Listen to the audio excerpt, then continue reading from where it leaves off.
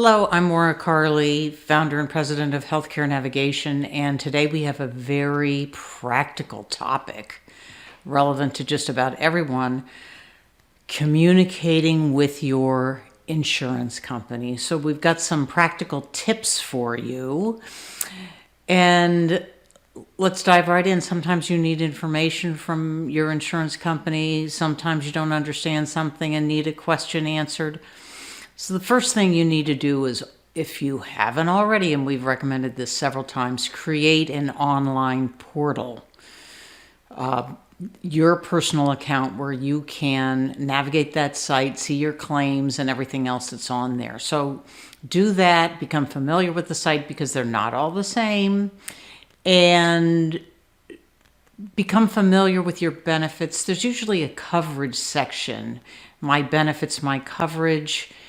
And it can be hard to find, but often on the site there's a documents folder that, beyond the skeletal or more skeletal description of your benefits, will be actual PDFs of your summary of benefits or your evidence of coverage.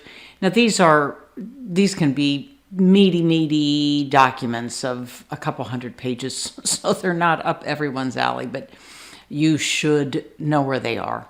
All right.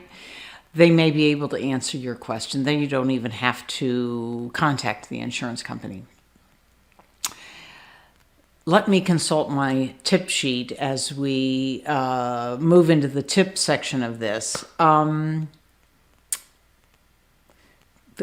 first is determine if the answer you need is online.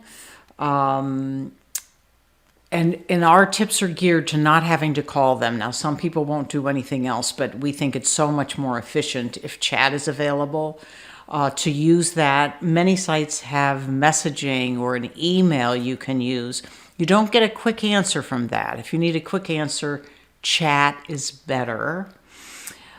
If you have to call or choose to call, our advice would be to not do that on a Monday. Do it any other day and early.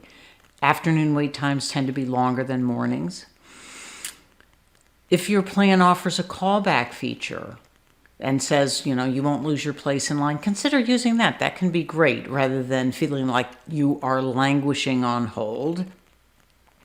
But if you are languishing on hold, or you're stuck in a phone menu that doesn't seem appropriate to your question, you can start repeating agent or representative or press 0, and often you will get to a person.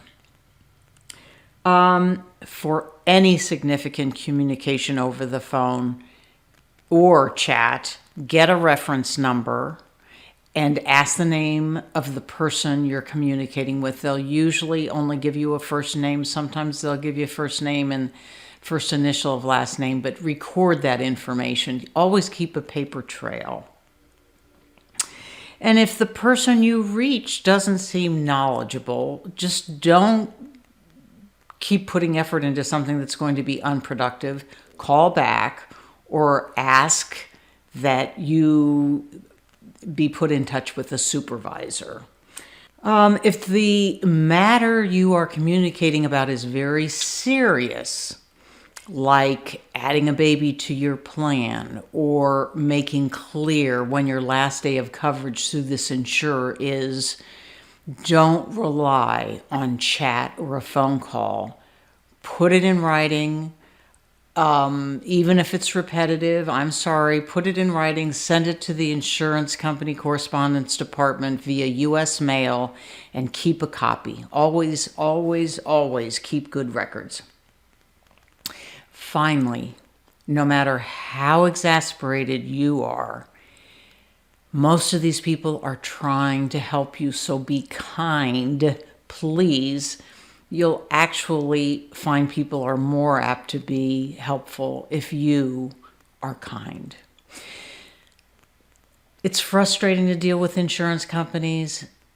They have such high expectations of us when we have to submit something to them that everything be done perfectly. So it doesn't seem quite fair, but they have improved. And if you take advantage of these technologies now available to us, you may find yourself less frustrated. I hope so anyway.